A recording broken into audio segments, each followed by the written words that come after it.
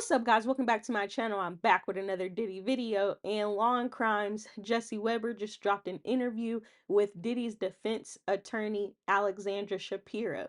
And one of the topics that came up during this interview was the motion that they just put in recently. And I have a video on that I'll link in the comments down below if you want to check that video out. So she basically elaborated on why the Mann Act counts should be thrown out. So let's take a look at that clip right now. And you also have this motion for judgment of acquittal, that the Mann Act convictions should be tossed out, Combs be granted at a minimum a new trial. Number of very interesting arguments that are present, and it's basically that there has really never been, as we've talked about, a prosecution conviction on a Mann Act like this, that Combs wasn't profiting off of the business. There were all consenting adults that were involved.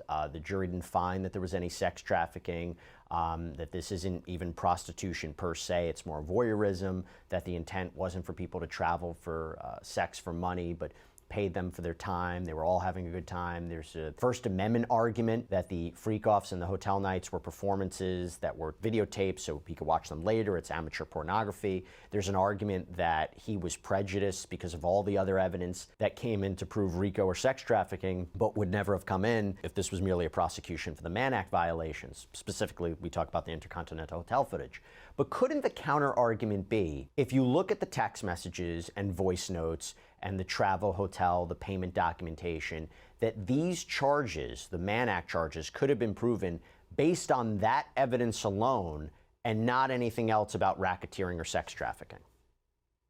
Well, I think that goes, I don't agree with that. I think that, as we argued in the papers, the government didn't really show that the purpose of the travel was to have sex for money, and that in fact all the testimony and a lot of the other evidence showed that the men were being paid for their time. But even if we were wrong about that one, we have a number of the other arguments that you mentioned that really aren't undermined by those records.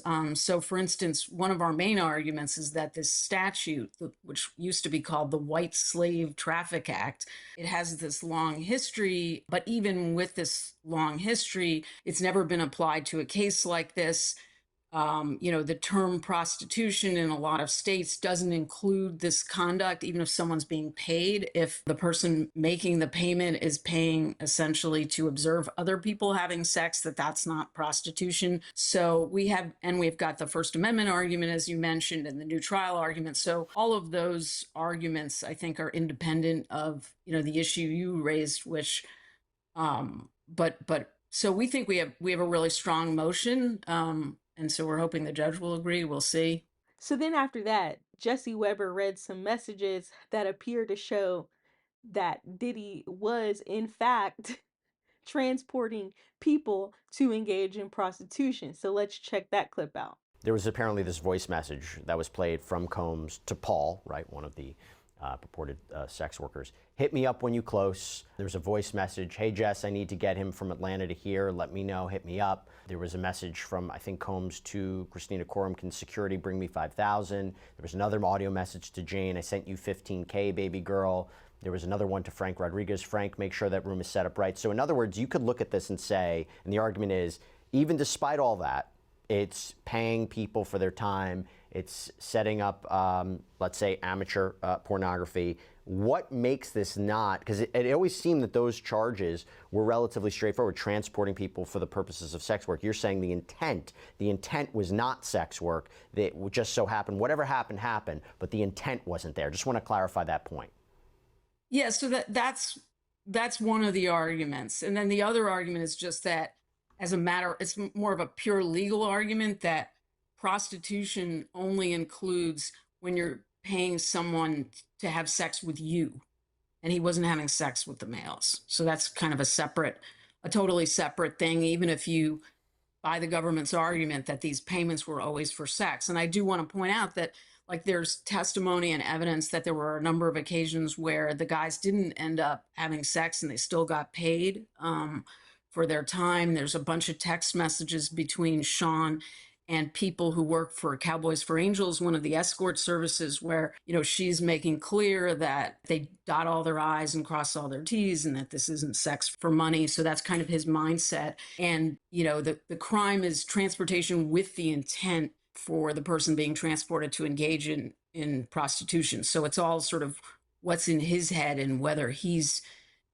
believing that he's paying, or arranging the transportation rather, in connection with prostitution. And then you get into sort of what is prostitution, and does it include, paying someone even if you're not the person who's going to have sex with them.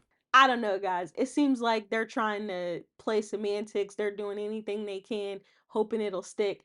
I don't think this is going to work for them. You guys let me know what y'all think in the comments down below. Do you think that these Mann Act charges will get thrown out because he wasn't actually having S with the male worker, so it's not prostitution?